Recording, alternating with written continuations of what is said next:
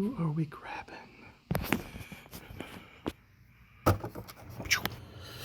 What is up, everybody? We are doing a mystery box opening.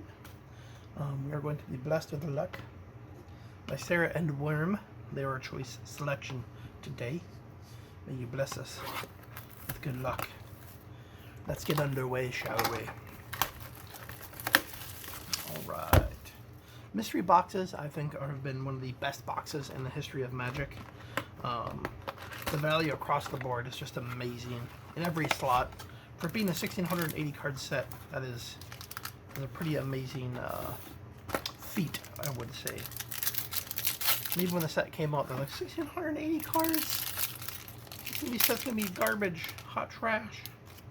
So we're gonna speed through the front part of the packs. Usually, I mean, there are good cards in every slot, but to speed it up, I don't want to sit and talk about every card. So, and we start with a Wheel of Fate and a Spellweaver Volute. Wheel of Fate is still pretty good. Wheels right now are just awesome. There's tons of decks that just want to keep wheeling over and over and over in Commander. So I will not complain about getting a wheel for a first pack. In fact, I think there's probably 4 or 5 people looking for that right now. Wheel of Fortune! Alright. Classic old Shock. Farseek. Tomb. I love tombs. Tombs are... I just love the old border.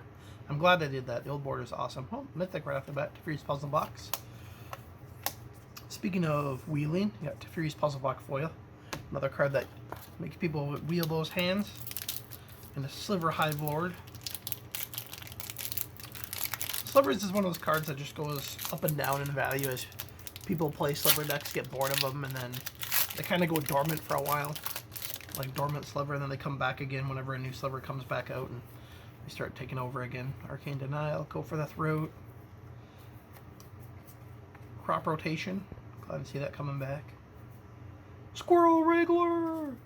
Dictate Heliod and Pyretic Ritual. That's not bad for those Storm players. Dictate Heliod and Squirrel Wrangler. God, that art is so... Oh. Prophecy. Such a time in Magic. Such a time.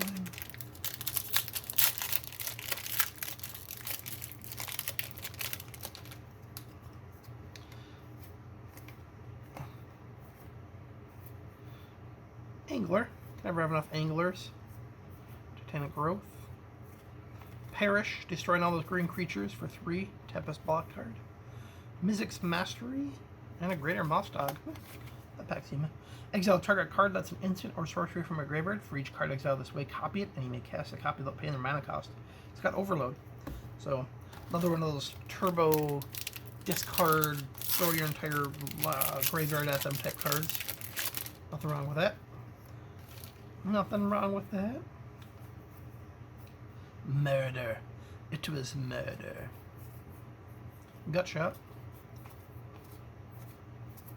Meddling Mage. Ooh, Precursor Golem and Myojin Foil. Meddling Mage, Chris Pacula himself. Obviously, I'm still partial to the old art.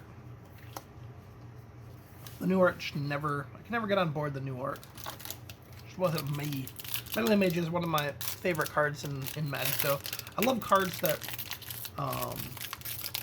really excel the play level of your deck, like Meddling Mage, where Meddling Mage is one of those cards that if you don't know what to call, it actually makes playing it worse, because then you make the wrong call and it makes playing cards worse. So I like cards that just have a level of play to them like that.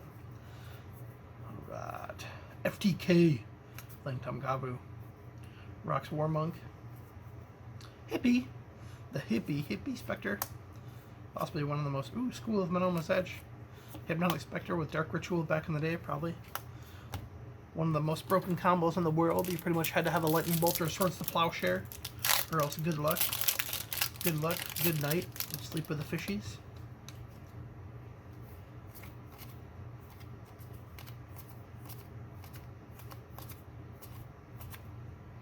Oracle of the Nectars. X-Life. Chasm Skulker. That guy's actually been picking up steam lately. That's one of those sleepers. I think it's just keeps slowly going up. And the Guardian.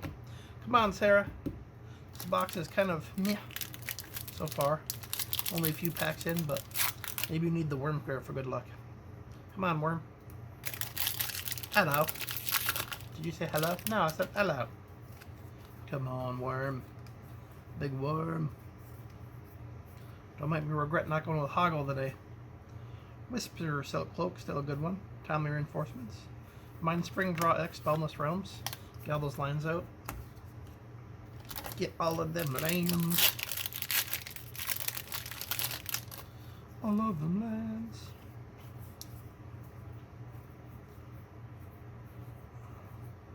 Stalking Tiger. Hidden Dragon. Thread and Ammo. Nice. Finally a good one. Avalanche Riders. Another one of my favorite cards from back in the day. I love, again, just the old border, but 4 mana, 2/2 haste, blow up land, echo. Yeah, back in the day, you'd go Chrome Mox, Stone Rain turn 2, Avalanche Rider turn 3. Hopefully just win from there. Ooh. Littering Rish and Whelming Wave. It's actually been a lot popular with Commander players all trying to play the weird creature type decks, the Krakens, Octopuses, Leviathans. Littering Wish used to be, I don't know, it seemed like it was a lot of money, and then it got reprinted, and then because it was only worth a lot because it never saw a reprint, it's not worth much now, which is weird. I figured it would have some value though. Some value. Bam, alright. Dictate of Erebos, never a bad one.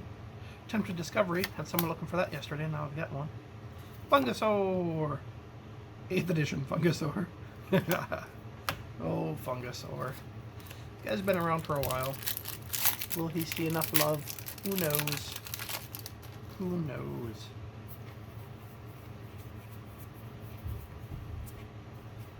Herald's Horn. That one's one of the better uncommons. Master Transmuter. Squirrel Nest. Burning Inquiry. Not bad. Not a bad pack at all. Still feel this box could be a little heftier. Come on. Chartless Agent. Not bad. Cycling Caves. Get to Warcry. Temporal Mastery. And Delay. Taking extra turns, baby. Miracle. Come on, I need Miracle. Alright, Worm was doing good. Let's see if Sarah can do better. Come on. Come on, Sarah. Bless my packs. Blessed my packs. Woo! Get a foil one of those. Not from this set, clearly, but...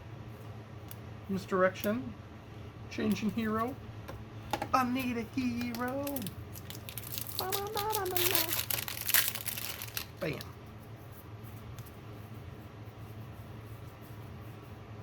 Ghost Quarter. Not bad. Soothsaying. All Is Dust. Knowledge Pool. All Is Dust. Definitely not a bad pack. And Soothsaying. That's like a mini Sensei's Divining Top. Definitely not as good, but...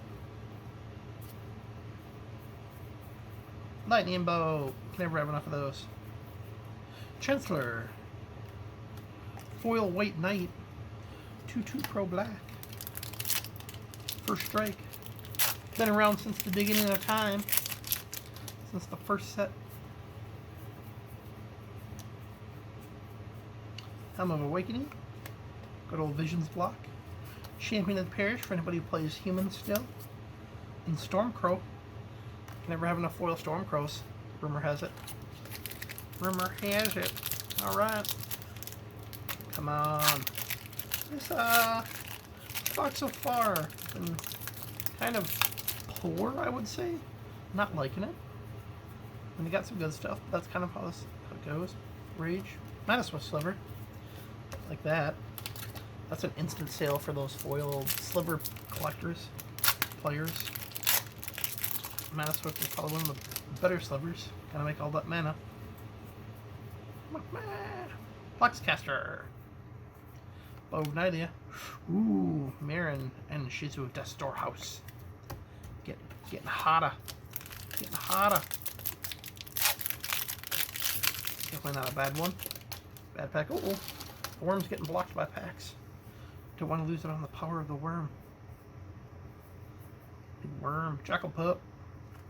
Just Doppler Foundry. Ooh, Toxic Sliver. Bam, bam, bam, bam. Sundial of the Infinite.